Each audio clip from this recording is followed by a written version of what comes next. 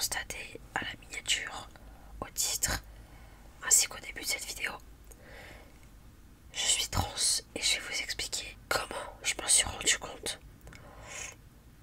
Il y a plein de choses qui ont fait que j'en suis là aujourd'hui, que je m'en suis rendu compte. Du coup, je vous explique. Alors, faut savoir que je me pose encore peut-être pas mal de questions à ce sujet. Peut-être que les réponses viendront au fur et à mesure de mon parcours. Et du coup, on va tout commencer de A à Z. Depuis que je suis enfant, depuis, je vais pas dire bébé, mais à un jeune âge, j'ai jamais aimé les trucs de filles, si je peux dire. Par exemple, les robes, les jupes, les tenues filles, j'ai toujours détesté. Je faisais toujours des trucs de mec, je m'habillais toujours en garçon manqué. Et j'aimais bien jouer à des jeux de voiture, cartes Pokémon, hobby, camion de pompier, enfin, vous voyez tout ce monde qui tourne autour du garçon. Arrivé à un certain âge, alors je sais plus quel âge j'avais, mais je me souviens que c'était en CM2, j'ai eu mes premières règles qui sont arrivées. Comment vous dire que au fond de moi je sentais que j'avais la haine, parce que je voyais, enfin on m'avait appris que c'était que les filles et que les garçons n'avaient rien, juste la voix qui muait, c'est tout. Et j'avais envie d'être comme eux, ne pas avoir ça, ne pas porter pendant quelques jours, ne pas se protéger pendant quelques jours par rapport aux règles. Non, c'est pour moi, j'ai toujours détesté cette idée. J'ai toujours voulu être à la place des garçons. Je les jalousais tout le temps, je les enviais tout le temps. C'était un truc de fou. Bon, après, on commence à prendre de l'âge. Les années passent, l'âge grandit. Arrivé à je sais plus quel âge exactement, mais à un âge où tu commences à voir ta puberté sur ton corps se développer, j'ai commencé à vouloir me cacher dans des vêtements un peu plus larges, des sweats, des pantalons larges si je peux dire, même au niveau des baskets, j'ai toujours voulu porter des baskets et jamais des talons, des ballerines, des bottes, bref, de manière générale, tout ce qui était tenue fille. Non, j'ai jamais aimé, mais à certains moments j'étais obligée, à certaines occasions. Par exemple, communion, profession de foi. Je vous promets que j'avais qu'une hâte, c'était d'enlever cette robe bizarre. Et même quand elle était après, avec la famille pour fêter tout ça, je voulais enlever les tenues que j'avais. Les tenues que j'avais, c'était pas des tenues de fille, bien habillées, mais ça faisait vraiment trop fille et j'aimais pas. Après, il y a plein d'autres choses. Quand la poitrine a commencé à se développer également, j'ai commencé à avoir un énorme complexe sur ça.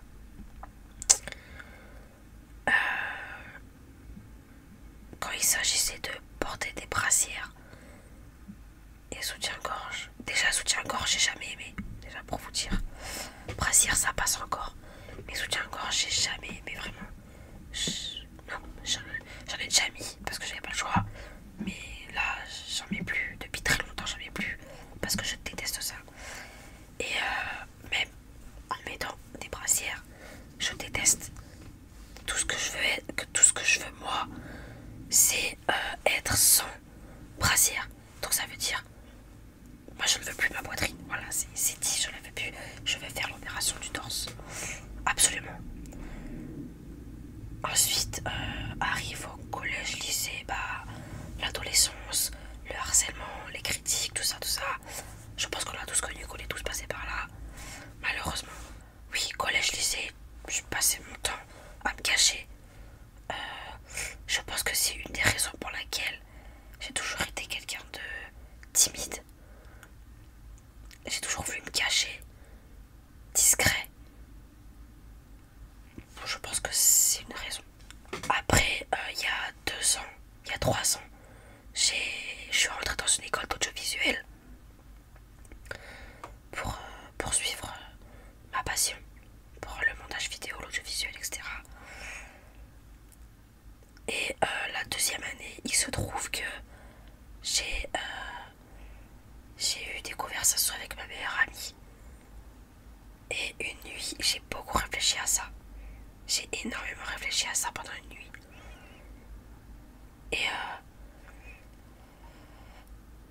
Et du coup, le lendemain de ma discussion avec ma meilleure amie, et sachant que c'est pas que elle qui m'a fait ouvrir les yeux sur ça, mais aussi le fait que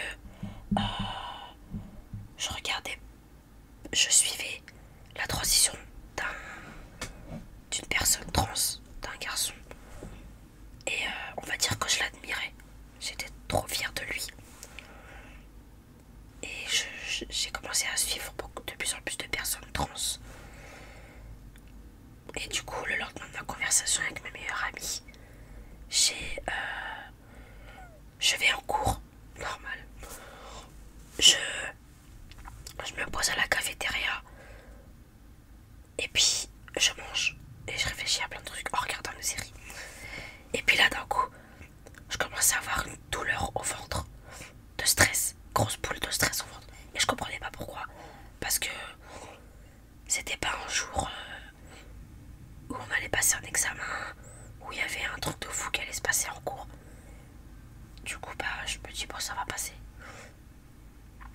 Et je continue à avoir mal au ventre.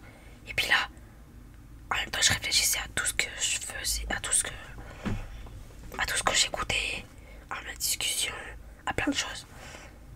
Et puis, j'ai eu une sorte d'illumination. J'ai eu une sorte d'illumination. En mode... en fait, je sais pas comment vous expliquer. Mais genre, le fait d'avoir mal au ventre et de penser à tout ça, on va dire que ça m'a ouvert les yeux sur moi, sur qui je suis. Et du coup, j'ai vite fini mon plat. Je sors de l'école, du campus, à l'extérieur. De toute façon, on avait le droit de sortir comme on voulait. Je sors du campus, je vais dans la rue et j'appelle ma meilleure amie. C'était exactement le 12 janvier 2022. Vers les midi 30, un truc comme ça, entre midi et 13h. C'est précis, oui. J'appelle ma meilleure amie et là je lui dis, je crois que je suis trans.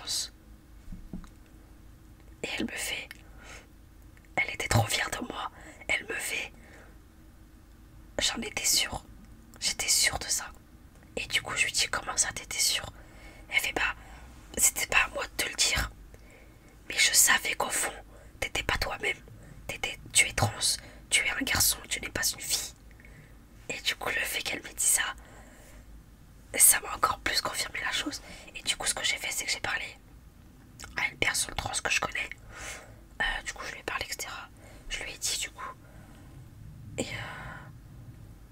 ça s'est super bien passé. Il m'a expliqué pas mal de choses. Il y a un point sur lequel j'ai oublié de vous parler également, qui est très important pour moi. C'est que pendant la Coupe du Monde 2018, ma soeur et moi, on s'était fait un gage. Si la France gagne, je me coupais les cheveux parce que j'avais les cheveux longs. Je faisais tout le temps des queues de cheval par rapport à la coupe. C'est aussi important à préciser. J'ai toujours eu les cheveux longs, très longs. Genre un peu plus longs que des épaules. Et je les attachais tout le temps. Je faisais tout le temps une queue de cheval tout simplement parce que je supporte pas les avoir détachés. Et aussi longs, c'est horrible, je détestais ça. Et du coup,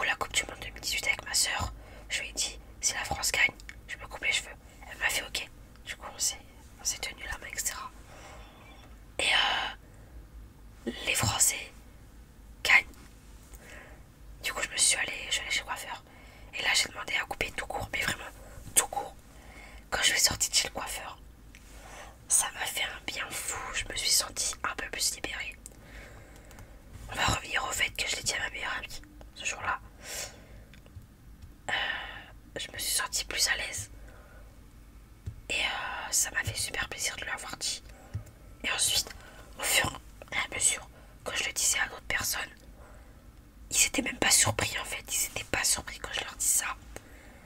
Parce que, après, oui, c'est vrai que ça se voyait que j'ai toujours été un garçon manqué. Du coup, chaque personne à qui je le disais, j'avais mal au ventre, de stress, j'avais trop peur de leur réaction. À l'heure d'aujourd'hui, 1 an et demi après, m'être rendu compte qui je suis, je n'ai toujours rien dit à mes parents. Parce que j'ai trop peur de leur réaction, j'ai trop peur de comment ils vont réagir, de comment ils vont le prendre. Parce que pour eux, ils ont des jumelles, alors que non, ils ont des jumeaux. Voilà. Je l'ai dit à ma soeur jumelle, et elle, qui n'a jamais gardé mes secrets, qui a toujours balancé mes secrets aux parents, je peux vous dire que je suis choquée. Elle n'a toujours rien dit. Elle n'a toujours rien dit aux parents. Je suis extrêmement fière d'elle, parce que c'est rare. C'est le seul secret qu'elle a gardé pour elle. Et ça me fait super plaisir. Alors après, au fur et à mesure du temps, je l'ai dit à de plus en plus de personnes. Je l'ai dit à certains membres de ma famille. En vrai, je voulais pas le dire à certains membres de la famille. Je voulais pas, en fait, je voulais pas le dire à toute la famille. En fait, je voulais le dire que à mes amis et pas à la famille. Parce que je voulais que ce soit mes parents d'abord. Sauf que malheureusement, ça s'est pas passé comme ça. Un membre de ma famille m'a trouvé sur TikTok. Je savais pas qu'il avait TikTok. Du coup, il m'a trouvé. Je suis passée dans ses potois. Et du coup, voilà, je suis passée dans les mailles du filet. J'ai discuté avec lui. Et du coup, je me suis dit, il est au courant. Je vais le dire à ses frères et sœurs. Et à certains membres de la famille. J'ai commencé à le dire à plusieurs personnes. À mes grands-parents. J'ai envie de le dire à mes parents. Mais ça, c'est trop dur. Je vous promets que, en fait, au fond de moi, j'ai envie de leur dire. Et d'un côté, j'ai envie d'attendre d'avoir mon appartement ou mon studio pour leur dire. C'est chiant parce que je sais que je peux leur dire maintenant. Là, par exemple, ma mère, elle est à la maison. Ma soeur, elle est pas là. Et mon père, il travaille. Je peux le dire à ma mère. Mais j'y arrive pas. C'est trop dur. Du coup, j'ai réfléchi à une idée pour leur dire. Et je pense que ça va être sous forme d'un court-métrage, d'une vidéo. Comme je suis dans ce domaine-là. Du coup, j'ai commencé à travailler dessus. Et j'espère que ça va très bien se passer en tout cas. Voilà pour cette petite annonce. Enfin petite, énorme annonce. J'espère que il n'y a pas d'homophobes ou de transphobes sur ma chaîne parce que je supporterai pas. Je comprends pas en fait pourquoi les gens n'acceptent pas la communauté LGBT. Parce qu'en soi, peut-être que on aime les filles, on aime les garçons, on aime les deux. On les trans, queer, tout ce que vous voulez. On reste des humains. On a un cerveau comme vous, un cœur comme vous, un corps humain comme vous. Donc je comprends pas les homophobes. C'est quelque chose que je ne